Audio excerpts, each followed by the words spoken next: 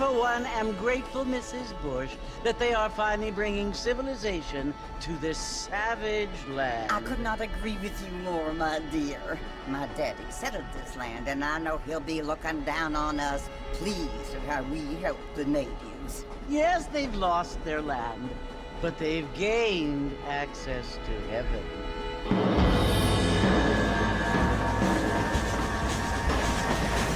But Father, do you mean unless an innocent receives communion, they're destined to go to hell?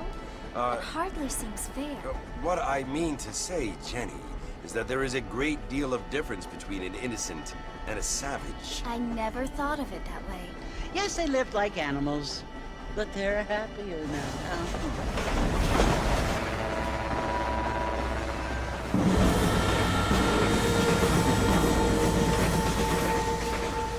Not only do people now have motor cars, Father, but I heard that pretty soon we will be able to fly. No, only angels can fly, Jenny. No, apparently people can fly.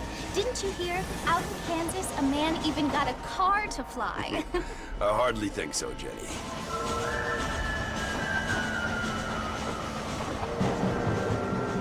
Apparently, Mr. Johns wants to run for governor, which is why he's so concerned with cleaning up the state. Nate Johns. Yes. His family is nothing but hillbilly trash that came here after the war. I don't want to be judgmental, but this state should not be ruled by such a disgusting family. A family without class. Apparently. The Johns family have made a lot of money, and he has a lot of friends in politics. Mrs. Bush, money isn't everything. There are many things that money cannot buy. It seems that money can buy voters, though.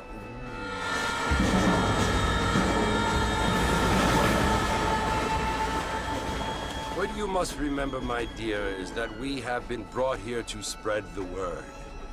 And the word and civilization, they are the same thing. They are the gifts. It is the opportunity we have, the chance to live among people who are decent and who do not kill each other. And who let you worship in peace. It's so confusing, Father. Sometimes I find it impossible to make the distinction between a loving act and a hateful one. I mean, they often seem to be the same thing. Yes, Jenny, it is confusing. But you only have to ask me if you need help. Indeed. Well, here we are, Mrs. Bush. Armadillo.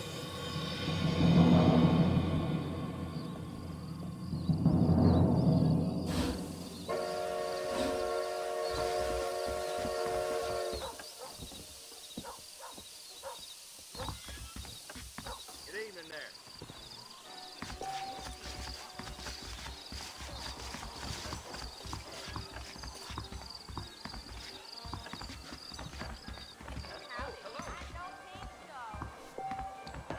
I don't feel too good.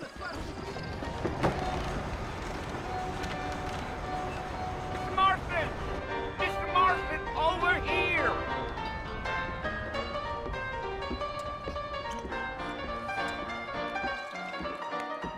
You must be John Marston. Sometimes. I'm Jake. Your friends from Blackwater hired me to guide you. They ain't my friends, but pleased to meet you, Jake. I got the horses saddled up and ready out front.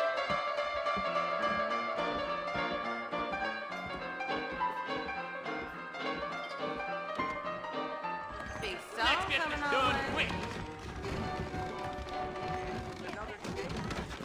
Howdy. Well, here, let's mount up and hit the trail. I ain't much of a fella for gossip. Easy on the spurs now. We don't need to draw undue attention. Yeah.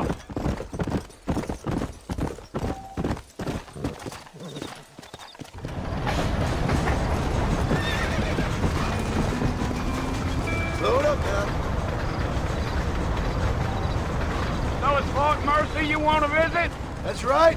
Ain't taking nobody up to the fort in a long time. Strange place for a decent fella to want to visit, if you don't mind me saying. Who said I was a decent fella? It's been abandoned for years now.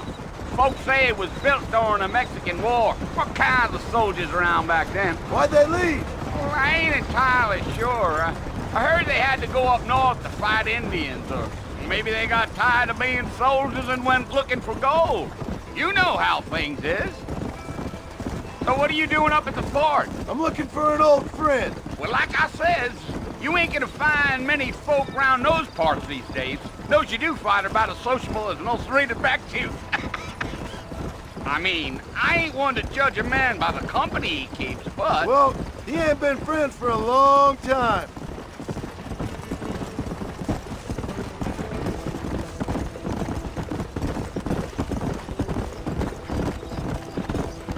Are you planning on spending any time in Armadillo, Mr. Marston? I doubt it.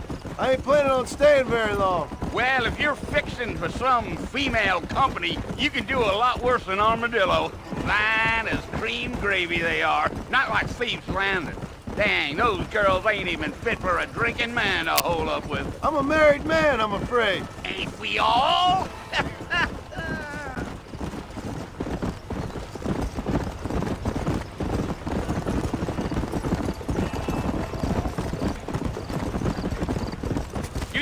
Yeah, so it was the marshal who hired me. Lee Johnson, do you know him? I think I heard his name. Says he got a telegram from some Blackwater big bugs asking for a guide. I guess it's none of my business.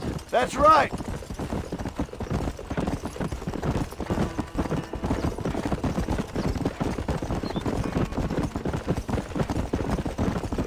You ain't very talkative, are you? Nope. I'm just chewing the dog, mister. It's how I am. I don't mean nothing by it. Trust me. There's things you better off not knowing.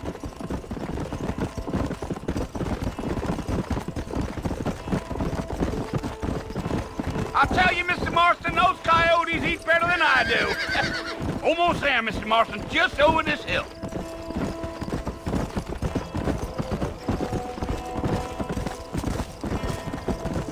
Yeah.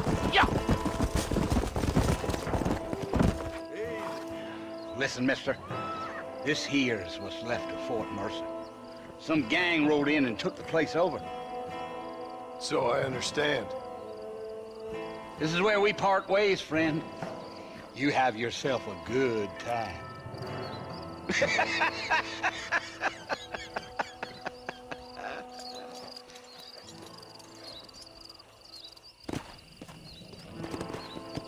Let's go.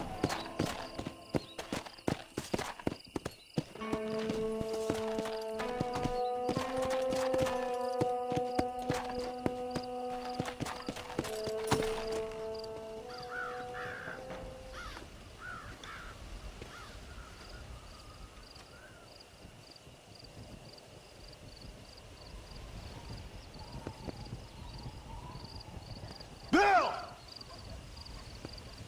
Bill, I've come for you! Bill Williamson! Come out here right now! Go away now, John. Don't make me kill you. Nobody needs to kill anyone, Bill. You must think I was born yesterday. You always did think I was an idiot. That ain't fair, Bill. You were as my brother. I've come to try to save you.